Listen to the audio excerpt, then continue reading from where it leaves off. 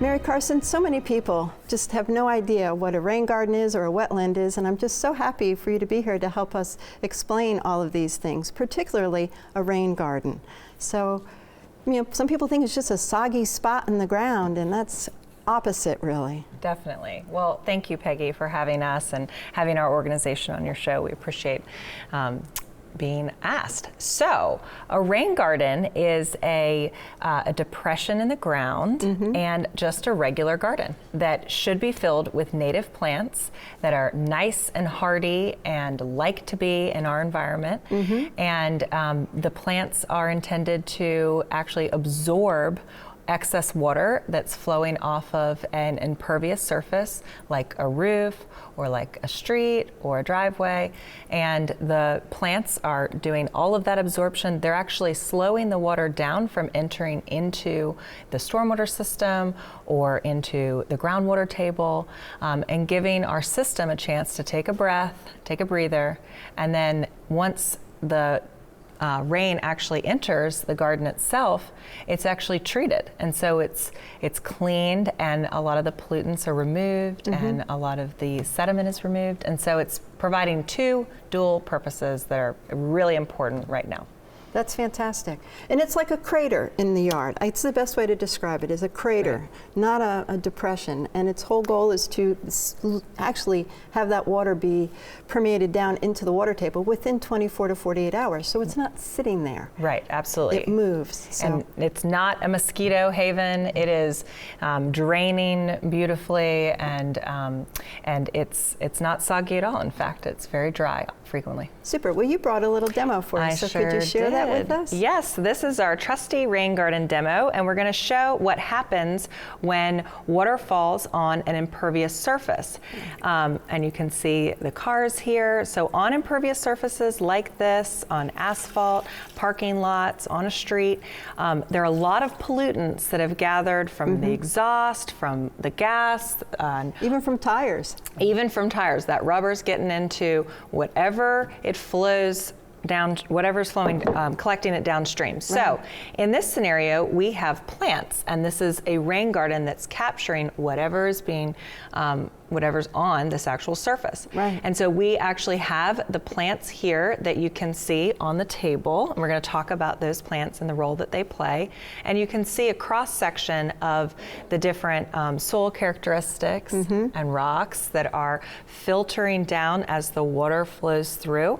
And the plants are really doing the hard work of cleaning up. All of the roots are eating up those gross pollutants that they love so much. Right. And what comes out at the bottom after, we're going to give it a little bit more, what comes out at the bottom is actually cleaned. And so it's doing that slowing down. It's not draining directly out through the pipe here.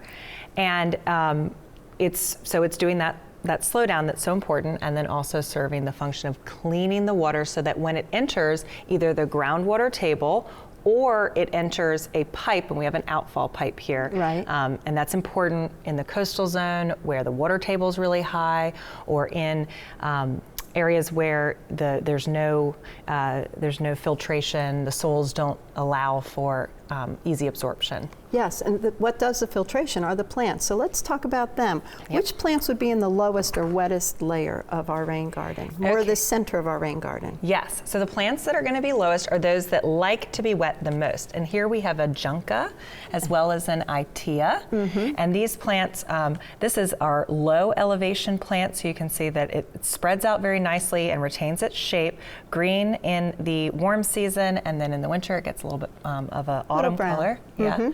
And then, oh, sorry, go ahead. Then I say, then the middle layer, the ones that are coming up a little, we haven't hit the edge of that rain garden yet. Yeah, so we're thinking of it, as you said, kind of like a crater, and so moving up the edges with a little bit more elevation. These plants, they like to be wet, but they also like to be dry. And all rain garden plants have to be both drought tolerant as well as able to tolerate a lot of water.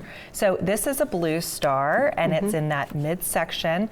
This is a beautiful flowering plant, and in fact, in the fall, it turns bright yellow. Yes, and it's almost beautiful. looks fuzzy. This is magnificent. Everybody should have one of these. And then this is a beard tongue.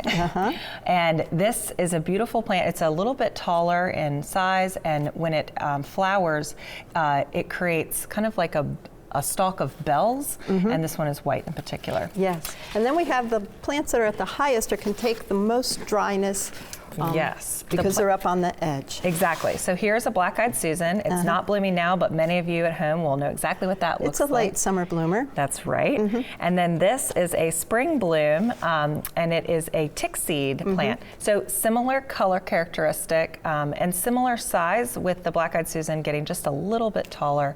But these both bloom for a really long time. So you get a lot of color and a lot of interest for longer in the summer. Because we need to remember, our rain gardens are gardens, and although they have special soils to help the water permeate down quickly, and they have special plant requirements for the bottom and then the edges and then the tops, this is still a garden in your yard that you can actually hide while actually helping all of our waterways. That's right. And this is especially important because in Virginia, we've seen an 18% increase in rainfall since 2006 because of climate change. And so everybody has to think about ways that we can capture water on site so that we're not overwhelming our systems with more water from flooding and more water from rainfall. Mary Carson, thank you so much for explaining a rain garden to us and showing us some plants. We appreciate it. Thank you.